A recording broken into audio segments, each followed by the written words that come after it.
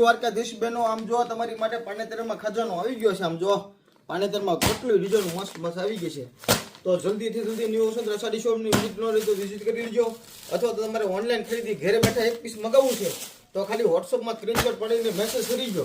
તમને પાનેતરના ફોટા વોટ્સઅપ કરી દઈશું. આમ જો આ ઘટે જ નહીં.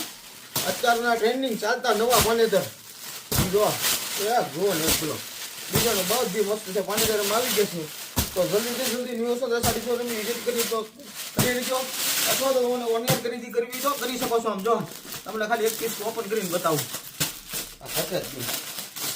પ્યોર બનારસી પાનેતરમાં છો અને વોશેબલ ઘરે ધોઈ શકો અથવા તો વોશેબલ છે તમારે. આમ જો ઘટે જ નહીં કાંઈ.